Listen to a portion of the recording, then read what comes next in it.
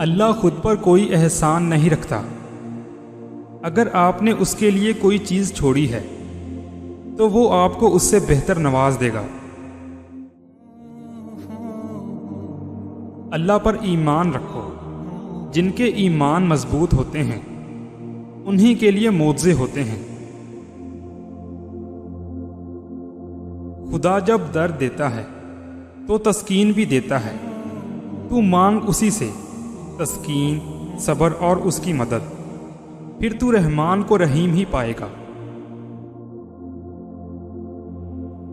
اللہ کے آگے جھکو، اللہ کسی کے آگے جھکنے نہیں دے گا۔ اللہ کبھی بھی کسی کے لیے بھی اپنا دروازہ بند نہیں کرتا۔ اللہ واپس آنے والوں کے لیے ہمیشہ اپنا دروازہ کھلا رکھتا ہے، اور وہ دعائیں تو کبھی بھی رد نہیں کرتا۔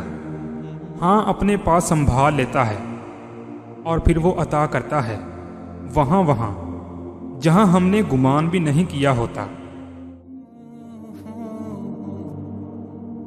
جب تمہیں ذکر الہی سننا اچھا لگنے لگے تو جان لو کہ تمہیں اللہ سے اور اللہ کو تم سے محبت ہو گئی ہے۔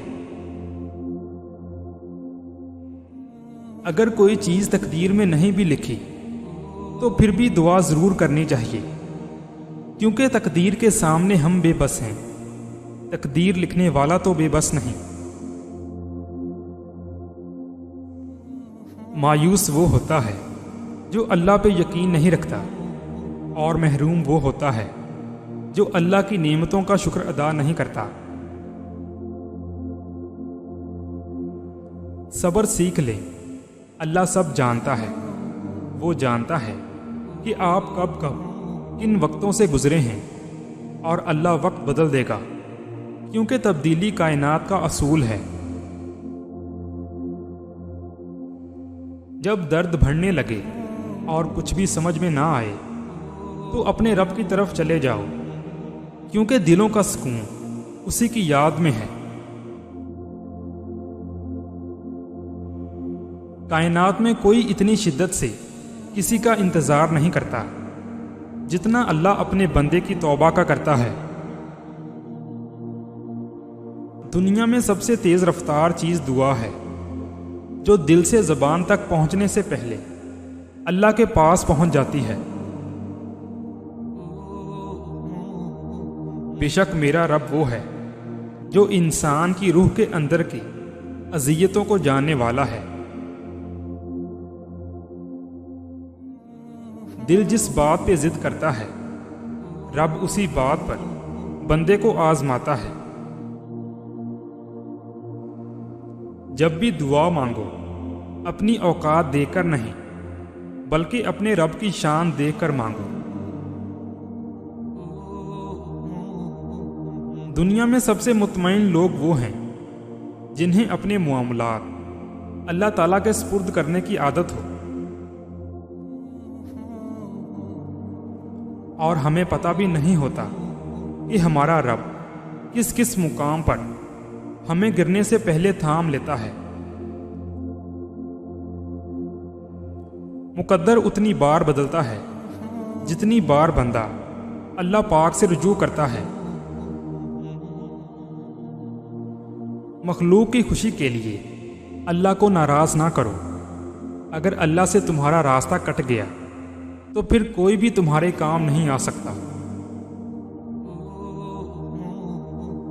جن گھروں میں اللہ کا ذکر ہوتا ہے وہاں سکون، محبت اور برکت نظر آتی ہے۔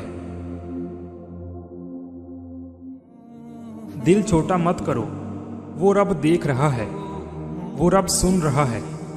بس اس پہ یقین رکھو، وہ کچھ ایسا کرے گا جو تمہارے حق میں بہتر ہوگا۔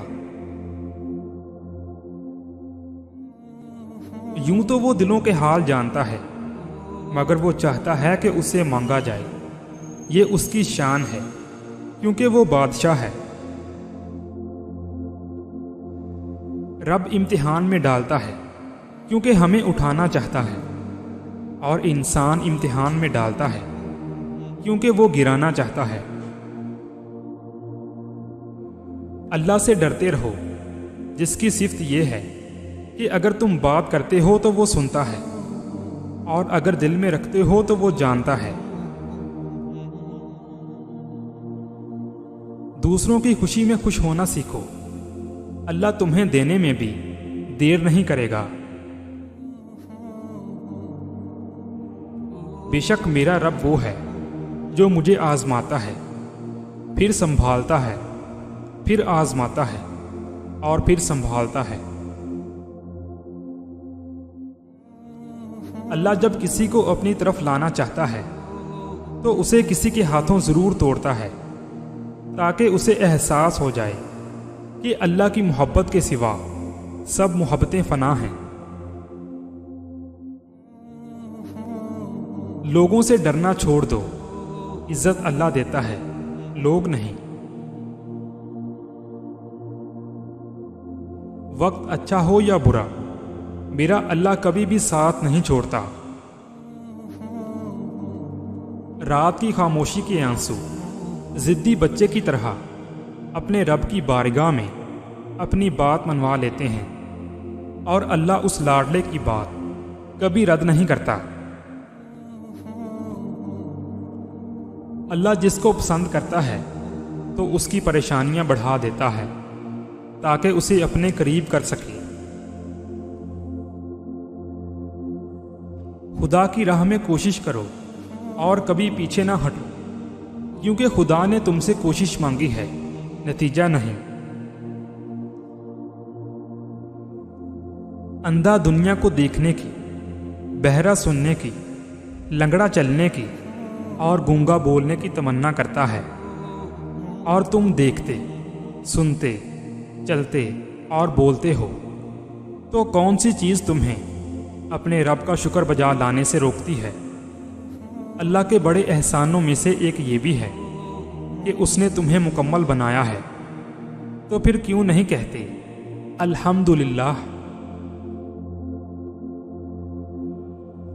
اللہ کا ذکر کرتے رہا کرو، چاہے گھر میں ہو یا راستے میں، کیونکہ جس چیز کے سامنے اللہ کا ذکر کرو گے، چاہے وہ پتھر، پھول، درخت یا کچھ بھی ہو، قیامت کے دن گواہی دے گی کہ یا اللہ، تیرا یہ بندہ تیرے ذکر میں مشغول رہتا تھا۔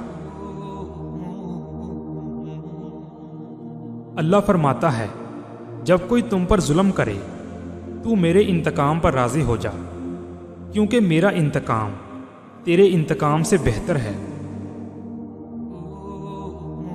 سجدے کی توفیق ملنا بھی رب کی نعمتوں میں سے ایک نعمت ہے، جن سے یہ توفیق چھن جاتی ہے، پھر نہ وہ دنیا کے رہتے ہیں اور نہ ہی دین کے۔ سوتے سوتے اللہ کا ذکر کرنے کی عادت ڈال لیں، کیا پتہ یہ عادت ابدی نیند سوتے سوتے بھی کام آ جائے۔ اللہ کو راضی کرنے کی تڑپ پیدا ہو گئی تو جسم سے روح نکلتے وقت درد کی شدت سے تڑپنا نہیں پڑے گا۔